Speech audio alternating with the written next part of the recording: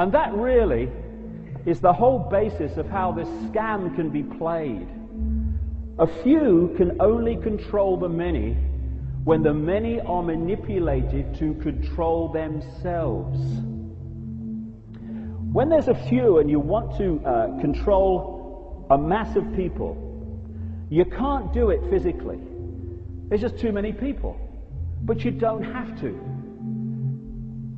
For me to do that, my mind has had to decide to do it. In other words, my physical behavior, my physical actions come from my mind. Therefore, all you have to do is program the people to believe your version of reality, and the people will do exactly what you say as a result of that, and see the world the way you want them to see it.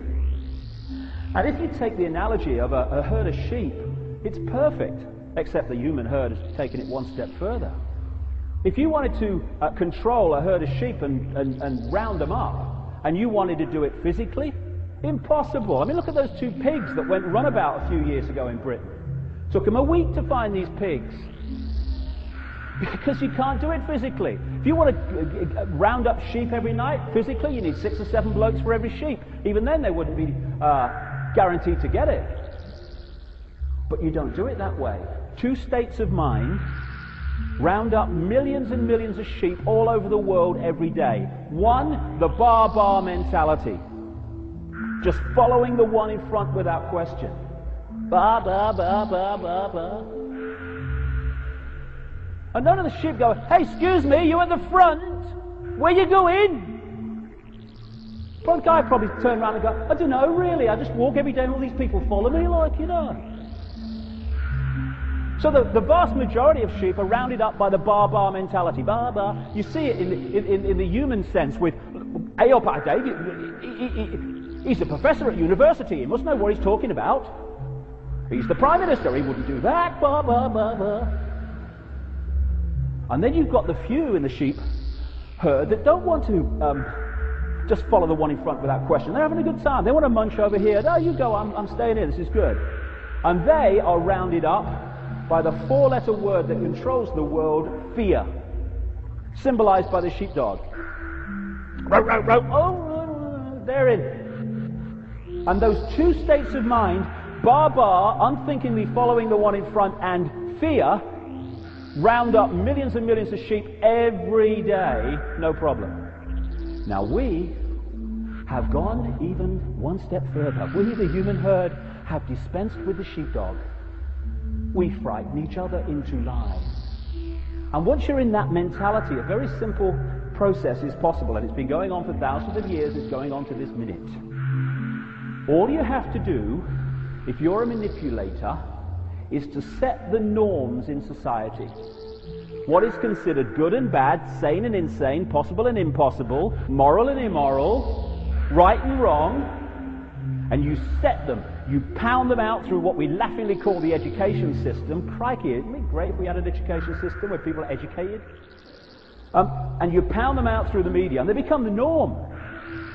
But just because people don't question. So that sets a mental and emotional sheep pen of norms. The vast majority of people, whole life in there. Well, everyone knows that. This is how it's done. Everyone knows that. Well, I don't bloody know it. There's one less than everybody.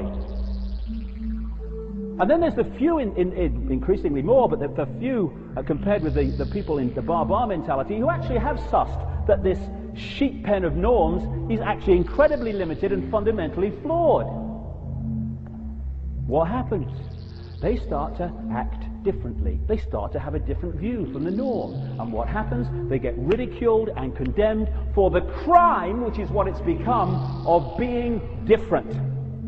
And any society which makes it a hassle,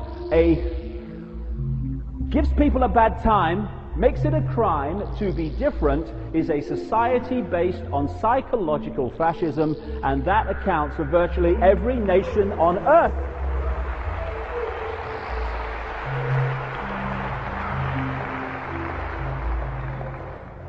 So once you get to the edge of that hassle-free zone, you've gone as far as you can within the norms, and you know if you go any further, you're going to get some serious hassle. What's going through people's mind? It's not, hey, if I do, what will Tony Blair think about me? What about George Bush? What do you think about me? Oh my God. No. What's making people fear expressing their uniqueness, speaking their truth, is what will my mother think?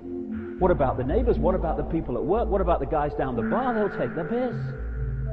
In other words, what frightens those that wish to get out the pen to staying in is fear of what those in the pen will do and say if they get out.